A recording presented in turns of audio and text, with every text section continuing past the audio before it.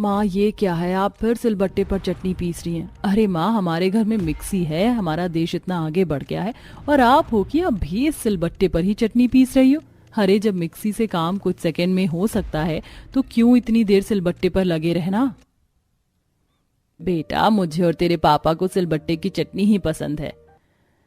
माँ आप भी ना, मुझे तो कोई फर्क नहीं दिखता सिलबट्टे की चटनी में और मिक्सी की चटनी में। अब मैं तेरी सोच को तो नहीं बदल सकती ना, और ना ही तू मेरी सोच को बदल सकती है, इसलिए इस बात को यहीं छोड़ दे। वैसे तू तो भगवान से यही मांग कि तेरे ससुराल में हर किसी को मिक्सी की चटनी ही पसंद हो, वरना तो तू ही परेशान होगी अपने ससुराल में जाकर। माँ अगर किसी को सिलबट्टे की चटनी पसंद भी हुई तो मैं नहीं बनाने वाली। सेजल को सिलबट्टे पर चटनी पीसना बिल्कुल भी पसंद नहीं था और ना ही उस पर चटनी पीसना आता था। अब ऐसे ही वक्त गुजरता है और सेजल की मोहित नाम के लड़के से शादी हो जाती है और सेजल अपने ससुराल आ जाती है, जहां उसकी सास और नंद दोनों उसे देखकर काफी खुश होती हैं। वाह भाभी, आप तो बहुत सुंदर हो। भैया के आगे तो आप इतनी सुंदर लग रही हो कि हमारे भैया ही फीके पड़ गए। अरे प्राची, अब क्या तू बस ऐसे ही अपने भाई की टांग खींचती रहेगी या अपनी भाभी को कमरे में लेकर भी जाएगी? जा अपनी भाभी को कमरे में लेकर जा। बहू तू अच्छे से आराम कर ले, कल सुबह तुझे पहली रसोई की रस्म भी तो करनी है ना। सेजल अगले दिन जल्दी उठकर रसोई में जाती है और थोड़ी देर तक ऐसे ही खड़ी रहती है। मैं यहाँ रसोई में आ तो गई हूँ, पर मैं बनाऊं क्या? मुझे तो ये भी नहीं पता कि मेरे ससुराल में सबकी पसंद और नापसंद क्या है। कुछ भी बना दिया और वो किसी को पसंद नहीं आया तो अब मैं क्या करूं? सेजल खुद से बात करके परेशान ही थी कि तभी वहां उसकी नंद आ जाती है। भाभी, आपने अभी तक कुछ बनाया नहीं क्या? नहीं प्राची, वो मुझे समझ भी नहीं आ रहा कि मैं सबके लिए क्या बनाऊं। तुम ही बता दो सबके लिए क्या बनाऊं। भाभी आप सिंपल पराठे बनाना, बस उसके साथ चटनी बना देना। वैसे भैया को लहसुन की, मूंगफली की, अखरोट की चटनी पसंद है तो उनके लिए वो, मेरे लिए धनिया की, घिया की चटनी बनाना, माँ के लिए गुड़ और इमली की, टमाटर की बनाना और पापा के लिए सोट की चटनी, हरी मिर्च, अदरक की और पुदीने की चटनी। पुदीने वाली चटनी में धनिया मत डालना, टमाटर के साथ बनाना आप। 10 तरह की चटनी?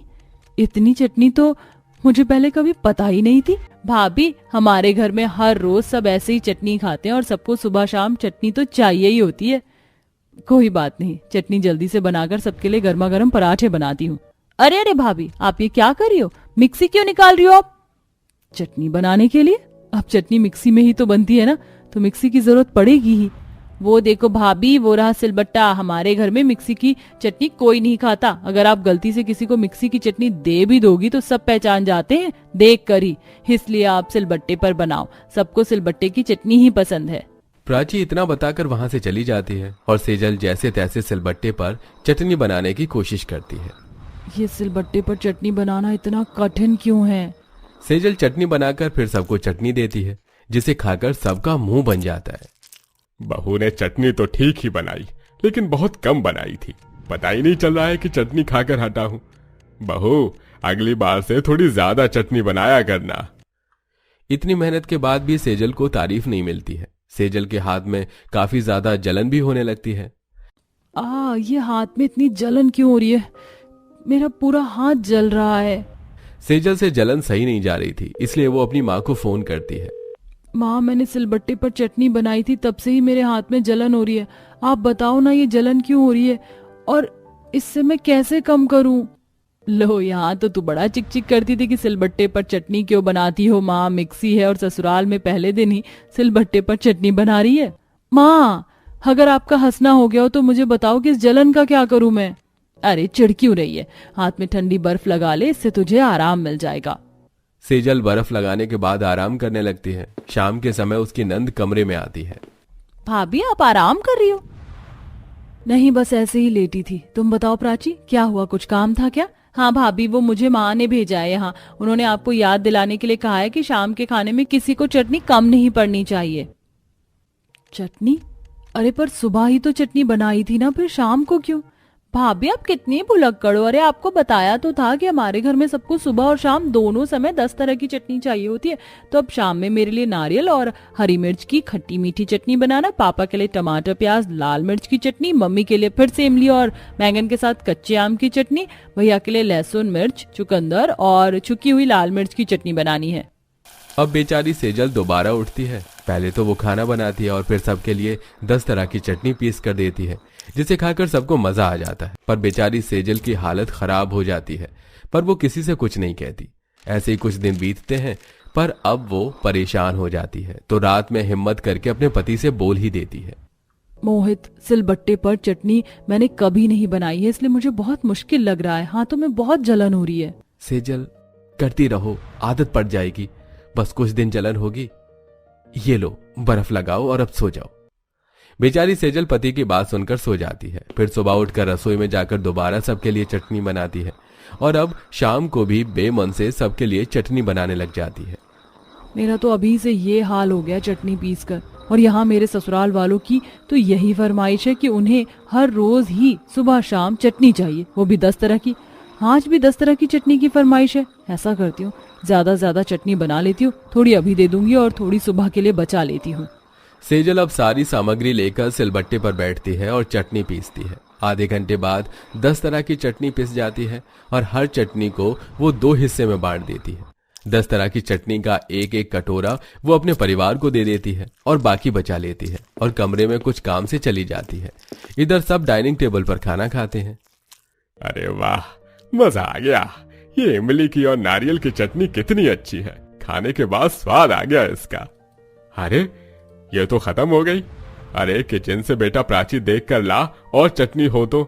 मेरी भी अदरक की चटनी खत्म हो गई, जल्दी ला प्राची। प्राची किचन में जाती है और बची हुई सारी चटनी ले आती है, जिसे वो सब 10 मिनट में ही चट कर जाते हैं। और जब ये सब सेजल को पता चलता है तो वो बहुत निराश होती है। कितने शौकीन हैं चटनी के ये लोग, ये मुझसे सुबह सुबह भी मेहनत करवा कर ही रहेंगे। बेचारी सेजल अब और रोज सबके लिए 10 तरह की चटनी बनाने लग जाती है, लेकिन सुबह शाम चटनी पीसते हुए सेजल के हाथ में चोट भी लग रही होती है।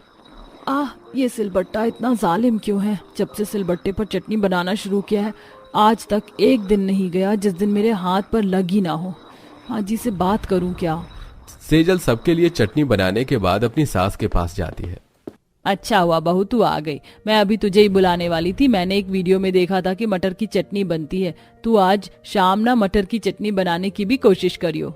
माँ जी, सिलबट्टे पर चटनी बनाना बहुत कठिन है, वो भी 10 तरह की। मैं मिक्सी में बना दिया करूँ अब से। बहू तू बड़ी आलसी है, अरे घर पर रहकर तुझे काम ही क्या होता है, पूरे दिन तो आराम करती रहती है, सिलबट्टे पर चटनी भी नहीं पीसी जाएगी क्या? अपनी सास की बात को सुनकर सेजल कुछ नहीं कहती और रात में अपने पति से कहती है, मोहित माँ जी से बात करो ना, उन्हें कहो ना कि मुझसे सिलबट्टे पर चटनी ना पिसवाएं, मैं सारा काम कर दूंगी, बस सिलबट्टे पर चटनी नहीं पीसी जाती है मुझसे। सेजल, मैं अभी बहुत थका हूँ, कल माँ से बात करूंगा। अगली सुबह मोहित अपनी माँ से बिना बात करे ही ऑफिस चला जाता है, जिससे सेजल को बहुत गुस्सा आता है। मोहित तो माँ से बात नहीं करेंगे, लेकिन अब मैं और सिलबट्टे पर चटनी नहीं पीसने वाली, सिलबट्टा ही तोड़ देती हूँ, ना रहेगा सिलबट्टा और ना बनेगी चटनी। सेजल सिलबट्टा तोड़ देती है और शाम को मिक्सी में चटनी पीसने लगती है। मिक्सी की आवाज सुनकर वहां सुमन आती है। बहू तू मिक्सी में चटनी क्यों पीस रही है? तुझे बताया था ना हमारे घर में मिक्सी की बनी चटनी कोई नहीं खाता है। माँ जी मैं क्या करूँ, मैं तो सिलबट्टे पर ही चटनी बनाना चाहती हूँ, पर देखो ना सिलबट्टा टूट गया है। मुझे पता नहीं कैसे टूटा, जब रसोई में आई तो टूटा हुआ सिलबट्टा मिला। सुमन अपने साथ बहू को स्टोर रूम लेकर जाती है, जहाँ काफी सिलबट्टे होते हैं। इतने सारे सिलबट्टे? हाँ बहू, हमारे घर में सिलबट्टे की कमी नहीं है, और तू तो अब सिलबट्टे पर बनाना भी चाहती है ना। चल सिलबट्टा उठा और रसोई में ले जाकर चटनी बना। और अब बेमन से सबके लिए चटनी बनाने लग जाती है। सेजल लाल मिर्च की चटनी बनाने लग जाती है, पर थोड़ी सी लाल मिर्च की चटनी सेजल की आंख में चली जाती है और उसे बहुत जलन होती है। अब उसे हॉस्पिटल लेकर जाते हैं, जहां डॉक्टर सेजल की आंखों में ड्रॉप डालते हैं और सबसे कहते हैं, देखिए इनकी आंखों में लाल मिर्च की चटनी गई है, इससे इनके कॉर्निया को इफेक्ट हुआ है, कुछ दिन इन्हें रेस्ट दीजिए और ये ड्रॉप डालते रहिएगा। अरे मेरी ही गलती है, सेजल तो मुझे अपनी परेशानी हर रोज बताती रही, पर मैं ही नहीं समझा। माँ, आज से सेजल कभी भी सिलबट्टे पर चटनी नहीं बनाएगी। अगर आपको सेजल से बनवानी है तो मिक्सी में बनवाइए, वरना प्राची से बनवाओ या कुछ भी करो।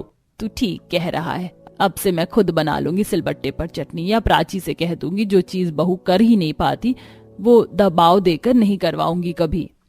सबको अपनी गलती का एहसास होता है, जिसके बाद सेजल को 10 तरह की सिलबट्टे वाली चटनी से छुट्टी मिल जाती है। नंदिनी, सुहानी, आ जाओ, मेरी मम्मा केक लेकर आई है, हम तीनों खाएंगे। अरे वाह, केक मुझे बहुत पसंद है। केक? ये केक क्या होता है? तूने आज तक केक नहीं खाया क्या सुहानी? सुहानी की मम्मा गरीब है, हो सकता है उनके पास केक लाने के लिए पैसे ना हो। सही कहा। कोई बात नहीं, मेरी मम्मा केक लेकर आई हैं तो मैं सुहानी को केक खिलाऊंगी। चलो अब जल्दी से चलते हैं। तीनों सहेलियां ऐसे ही बात करके केक खाने चली गईं, जहां सिया की माँ ने तीनों बच्चियों को बराबर केक के पीस दिए। मम्मा आप सुहानी को केक ज्यादा दे दो। ज्यादा क्यों? क्योंकि सुहानी को केक बहुत पसंद है, बस आज तक उसने खाया नहीं है इसीलिए। बच्चों की बातों पर सिया की माँ को हंसी आ गई और उसने सुहानी के साथ साथ नंदनी और सिया को भी और केक दिया। लेकिन सहेलियों में इतना ज्यादा प्यार था कि दोनों बच्चियों ने अपने हिस्से का केक भी सुहानी की प्लेट में ही पलट दिया। सुहानी को केक बहुत ज्यादा पसंद आया और फिर घंटों अपनी सहेलियों के साथ खेलने के बाद सुहानी घर वापस आ गई। सुहानी बिटिया कहाँ से आ रही है? बाबा आज तो मैंने केक खाया। केक? लेकिन कहाँ? सिया की माँ केक लेकर आई थी, वो बहुत स्वादिष्ट था बाबा। और आप जानते हो हम गरीब है ना, और मुझे कभी केक वेक जैसा कुछ खाने को नहीं मिल पाता, तो मेरी सहेलियों ने मुझे अपना केक भी दे दिया। सुहानी ने ये बात अपने बचपने और नादानी में बोल दी, लेकिन उसकी बात सुनकर भुवनेश को काफी बेबस सा महसूस हुआ। उसने अपनी बेटी को गोद में उठा लिया और वो उससे बोला, सुहानी बेटा तुम्हारी सहेलियां तो बहुत ही अच्छी हैं। पता है ऐसे दोस्त किस्मत वालों को मिलते हैं। बाबा मेरी सहेलियां पूरी दुनिया में सबसे सबसे सबसे ज्यादा अच्छी हैं। दोनों बाप बेटी ऐसे ही बातें करने लगे कि तभी अंदर से अंजना आई। अरे सुहानी बेटा तू आ गई, चल जल्दी से आ, खाना खा ले। नहीं माँ, मुझे भूख नहीं लगी है, मैंने आज केक खाया है। सुहानी ने अपनी माँ को भी केक के बारे में बताया। दोनों माँ बाप अपनी बच्ची को खुश देखकर बहुत खुश हो रहे थे। सुहानी, सिया और नंदनी तीनों सहेलियां थीं, जिनमें सिया और नंदनी तो दोनों अमीर थीं, लेकिन सुहानी गरीब थी। लेकिन अमीरी गरीबी की दीवार कभी भी उनकी दोस्ती के बीच में नहीं आई। वो तीनों एक दूसरे पर जान छिड़कती थी और हर रोज एक दूसरे के घर आकर खेलती थी। ऐसे ही सिलसिला जारी था और एक दिन सुहानी स्कूल के ग्राउंड में अकेली बैठी हुई थी। सुहानी तू यहाँ? मैं और नंदनी कब से तुझे ढूंढ रहे हैं। यहाँ ऐसे अकेले क्यों बैठी है? हमसे नाराज है क्या? नहीं, मैं तुमसे क्यों नाराज होंगी। तो फिर यहाँ ऐसे अकेले क्यों बैठी है? कुछ नहीं। कुछ तो जरूर है। तुझे कुछ चाहिए क्या? नहीं, कुछ नहीं चाहिए। तो फिर क्या बात है? बता दूं क्या? हाँ, हम जानने के लिए ही तो खड़े हैं। तुम जानती हो मेरे बाबा बोल रहे थे कि हम यहाँ से अब दूसरी जगह रहने के लिए चले जाएंगे। क्या? कहाँ? पता नहीं, बस बाबा माँ से बोल रहे थे कि उन्हें कहीं पर काम मिल गया है तो वो यहाँ से हमें भी अपने साथ लेकर जाएंगे और फिर दूसरी जगह पर काम करेंगे। ऐसा क्या? तो अब तो हमें छोड़कर चली जाएगी? सुहानी मतलब हम तुझसे नहीं मिल पाएंगे? हाँ शायद। सभी सहेलियां सुहानी के मुंह से ये खबर सुनकर दुखी हो गईं। उस दिन उन्होंने स्कूल में कुछ खास खेल भी नहीं खेले और सुहानी उदास सी घर को लौट आई। सुहानी बेटा क्या बात है, आज सिया और नंदनी स्कूल नहीं आई क्या, या किसी से लड़ाई हुई है? नहीं माँ, ऐसा कुछ नहीं है। तो फिर मेरी गुड़िया का इतना छोटा सा मुंह क्यों निकल रहा है? माँ, बाबा हमें यहाँ से लेकर चले जाएंगे क्या? तुझे किसने बताया? मैंने सुन लिया था जब बाबा आपसे बोल रहे थे। माँ, हम सच में यहाँ से चले जाएंगे? हाँ बेटा, यहाँ इस शहर में गरीबों के लिए काम नहीं है। हम गरीब बस यहाँ पर महंगाई के नीचे कुचल ही सकते हैं। इसीलिए तेरे बाबा ने गांव में रहने का फैसला किया है। हम वहाँ खेती करेंगे और आराम से अपना जीवन जिएंगे। अंजना की बात सुनकर सुहानी को खुशी भी हुई और दोस्तों को छोड़कर जाने का बुरा भी लगा। अगले ही दिन सुहानी और अंजना ने अपना घर खाली कर दिया और वो सभी गांव जाने की तैयारी करने लगे। बाबा, मुझे एक बार मेरी सहेलियों के घर ले चलो ना। बेटा बहुत देर हो रही है, अगर मैं तुम्हें उनके पास लेकर गया तो हम कभी टाइम से गांव नहीं पहुंच पाएंगे, इसलिए अब नहीं। इधर सुहानी को उसके बाप ने मना कर दिया था तो वहीं सिया और नंदनी भी सुहानी से आखिरी बार मिलने को तरस रही थी। माँ जल्दी चलो ना, वरना वो चली जाएगी। देखो नंदनी भी आ गई है।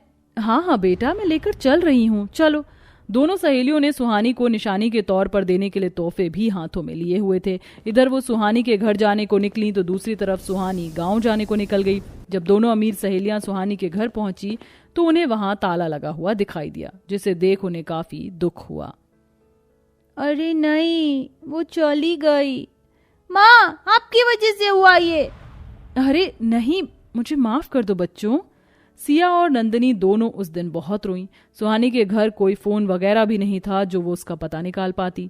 अब उन्हें अपनी सहेली सुहानी के बारे में कुछ पता नहीं था कि वो कहाँ गई और उसका घर कहाँ है। वहीं सुहानी भी दुखी सी गांव आ गई, जहां उसके बाप ने एक जमींदार के खेत में काम करना शुरू किया। ऐसे ही देखते देखते काफी समय बीत गया और अब सुहानी को अपने दोस्तों से दूर रहते हुए लगभग 6 महीने बीत चुके थे। उनके घर के हालात अभी भी बहुत नाजुक थे, बरसातें लग चुकी थी। अंजना, इस बरसात ने तो सारी फसल को ही खराब कर डाला। सोचा था कि गांव आने से कुछ ज्यादा फायदा हो जाएगा, लेकिन उल्टा मैं ही बहुत बड़ी मुसीबत में पड़ चुका हूँ। अजी, बरसातों की वजह से तो अब हमारा ये छप्पर भी टपक रहा है।